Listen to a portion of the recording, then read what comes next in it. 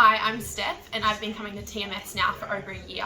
Today I'm going to talk to you a little bit about Relative Energy Deficiency in sport, or REDS. I am an elite athlete myself and I was diagnosed with this syndrome around 5 years ago. So I'm just going to talk to you a little bit about what it's all about, how I found out I had it and what to look out for. So REDS is essentially a syndrome where your body's energy intake doesn't meet the requirements or needs that your body's expending. So if you're training at a really high level or training intensely on and off throughout the week as an elite athlete and you're not fueling your body enough, your body is going to essentially suffer from that. They typically have a audience or a group of athletes that are more higher risk of developing the syndrome, and they are those that require lean body composition for performance. So that's sports like gymnastics, lightweight rowing, dancing, endurance events, so long distance running and things like that, where it's more favourable to have a leaner body composition. Some of the things that they look at when they're trying to make a diagnosis on REDS is quite a broad list, and you don't necessarily have to have one or the other or all of them,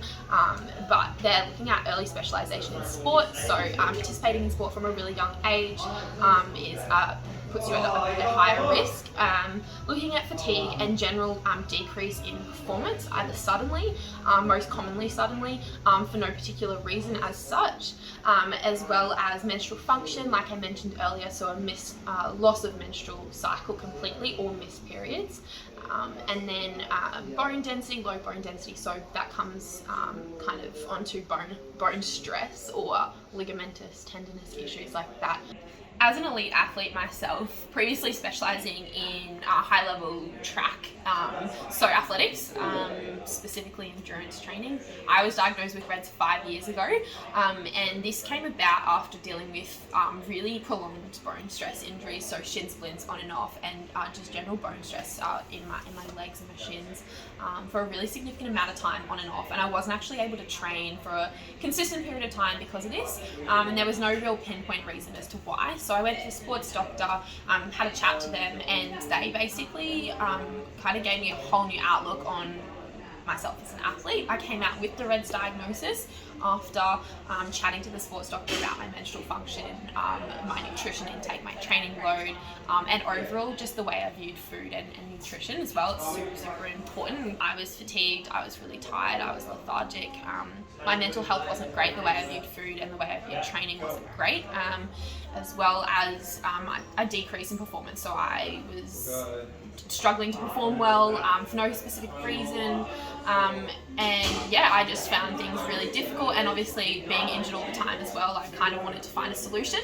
One of the main risk factors for me was being primary amenorrheic, which is essentially where you don't commence your first period until you're over the age of 15 years, and this is often seen in young female athletes as well because of the high training load. So that was something that was really taken into consideration, as well as secondary amenorrhea, which I've experienced on and off over the past 5 years. I found great benefit in finding a multidisciplinary team, so nutritionist, a psychologist, a sports doctor, EP, just anyone that I could to assess all of those factors and work through that, getting my nutrition on track, eating enough, tracking my menstrual cycle, so tracking your nutrition, tracking your menstrual cycle, tracking your training load, and generally just decreasing training load. That's primary. This condition is really heavily associated with overtraining, so if you're able to decrease, not fully cease training, but decrease to an extent where your body's actually able to recover and fuel, so rest is primary.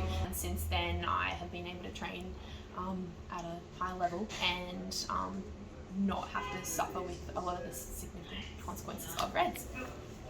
I hope that you were able to find some benefit in that information from my personal story and just from general information. I was kind of able to give you a little bit of more of an insight into RED. It's not a terminal diagnosis either. It's not something that you'll have for forever, and it's something that you can work towards improving and decreasing those symptoms. But if you've got a few of them, or all of them, or some of them, go and see a sports doctor.